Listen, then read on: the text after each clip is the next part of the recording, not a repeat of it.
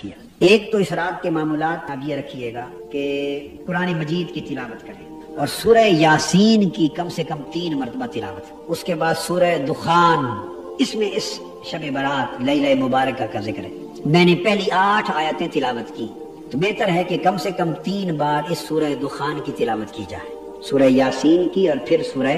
دخان کی 3 بار تلاوت کی جائے۔ اور بزرگوں میں سے بعضوں نے یہ بھی فرمایا کہ اگر پوری سورت کوئی تلاوت نہ کر سکے تو اس کی یہ پہلی 8 آیتیں کم سے کم 30 بار ان کی تلاوت کی جائے، اس کے بعد تیسرا کم سے کم 100 بار، اور اگر کچھ لوگوں کے پاس الگ معمول ہو تو زیادہ 1000 بار بھی کر سکتے ہیں۔ دعائے حضرت یونس علیہ السلام اس رات کے لیے بڑی مجرب ہے، لا الہ الا انت سبحانک انی کنت من الظالمین، لا الہ الا انت سبحانک انی کنت من الظالمین۔ ایک تسبیح تو کم سے کم اس کی رکھ لیں، اگر کوئی زیادہ بھی پڑھنے کی فرصت ملے تو برکت ہے۔ اسی طرح ایک تسبیح استغفار کی، استغفر اللہ العظیم الذی لا الہ الا هو الحی القیوم واتوب الیہ، اور ایک تسبیح کم سے کم درود پاک کی۔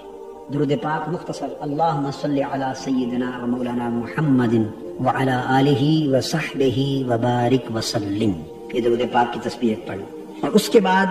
اس رات ضرور کرائے صلاۃ التسبیح، جیسے لیلۃ القدر میں ہم 27ویں کی رات کراتے ہیں، تو یہاں پھر پہلے ان اوراد اور وظائف کا وقت ملے، پھر صلاۃ التسبیح ہو، صلاۃ التسبیح کے ساتھ کچھ وقت مزید نوافل کا الگ بھی دے دیا جائے۔ 4 نفل تو صلاۃ التسبیح میں ہو جائیں گے، باقی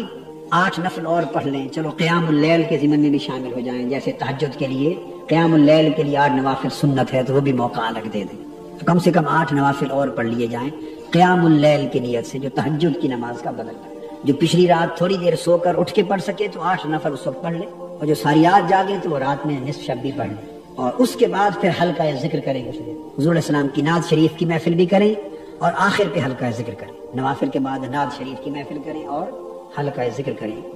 تاکہ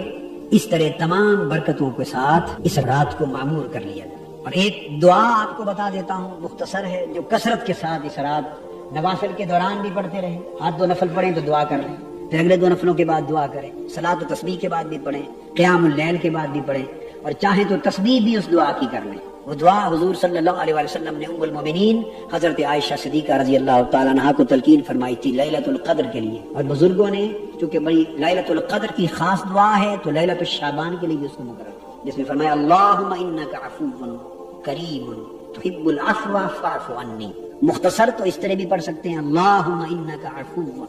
یہ حدیث پاک سے ثابت ہے، حضور علیہ السلام کی تلقین فرمائی گئی دعا ہے کہ یہ اللہم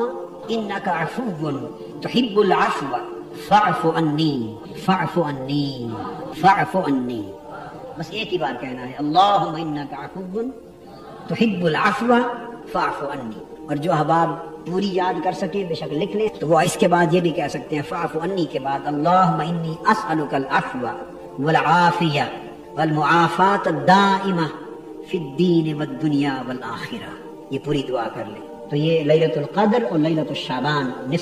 نصف شعبان کے لیے معروف دعائیں ہیں۔